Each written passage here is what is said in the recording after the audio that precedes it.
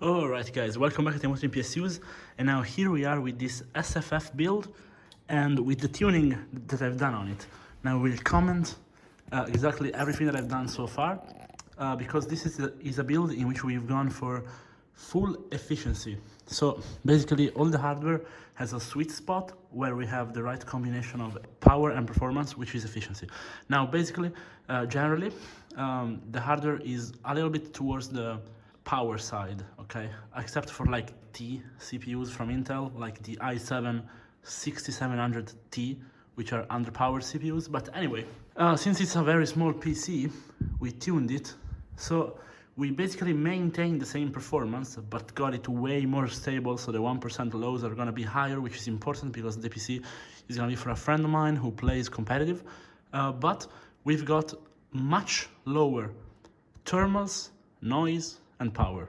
Now, this is the Firestrike score. Here we have a GTX 1070, i7 8086K limited edition, 16 gigs of RAM, half a terabyte of NVMe drive, and basically 16,000.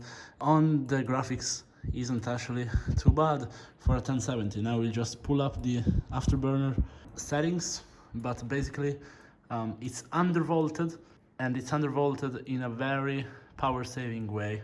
Now we'll show you the curve for those of you interested, but I will probably make a separate video on how to undervolt 1070. I also have videos right here for undervolting like or the 3000 series card pretty much, and a couple others. But anyway, this is our curve, which is basically 1720 at 850 millivolts. You can do 1700 at 850 on every 1070, so you can definitely do that if you want to. And then just unlock the power limit and temp limit for good measure. I left the stock curve. But anyway, with this aside, let's go analyze this benchmark. And now let me show you a couple things. Let's open CPU-Z. The CPU was technically overclocked to 4.4 gigahertz, but we left all the power saving measures active, so it does downclock when we're not using it. We could disable those, but you know, they save power. I figured let's leave them there. And as you can see, we have 1.088 volt, which is very low for those of you who know about overclocking, but this is actually even lower because this drops to around 1.03 under load. And then yes, we set the cache to 4100, but now it's dropping down. And here we have something very unique. We have 2133 megahertz RAM, which is very low clocked RAM, but we have it with 13 latency, which is very low latency. And basically this memory doesn't really overclock well on the high side, but it gets tuned pretty well on the low side with low latency.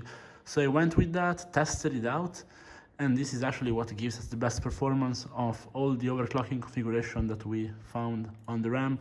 Now, let's analyze here a bit. As you can see, the actual red line is the GPU clock frequency, which generally goes like the CPU clock that you see here in the purple. So it should go up and down, but here we have just flatlined, which is good because it means that we're getting like stable performance, which is very important for 0.1% lows. And again, he will be playing competitively. The power savings are active, so the CPU is going up and down, but I will tell him that if he wants to, he can lock it. It's very simple. Again, on to the monitoring. Basically, the max peak temperature on the GPU was 75, which is extremely good. And all of this while the build was quiet. And the peak temperature on the CPU was approximately 61 degrees, which is also pretty good. In the part of the test where the physics score was, so it's all CPU, the clock was locked, as you can see, and this is also important. This is it for Firestrike, but now we will just take a quick dive into the BIOS so that I can show you what I've done there. But just to quickly show you the performance too, you can also mine with this profile, with this GPU profile, and I'm like, it's not really convenient to mine on 1070, like it works, but it's not the best generally.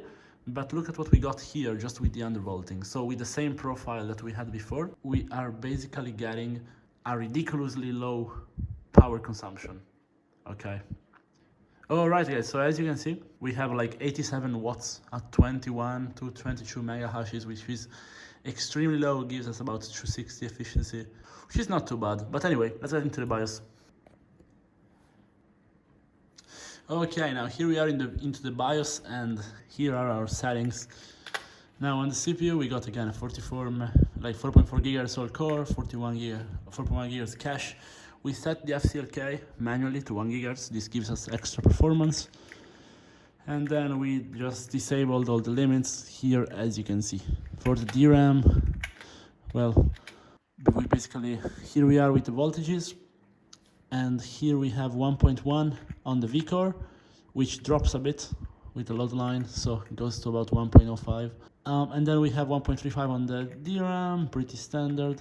1.1 on the VCC I/O, and then 1.170 on the VCC system agent. Basically, you can always lower those two on this CPU, and it will really help with efficiency.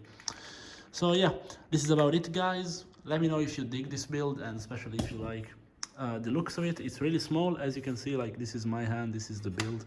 Extremely small, extremely silent. I kind of like it, but yeah, stay tuned, guys. See you in the next one.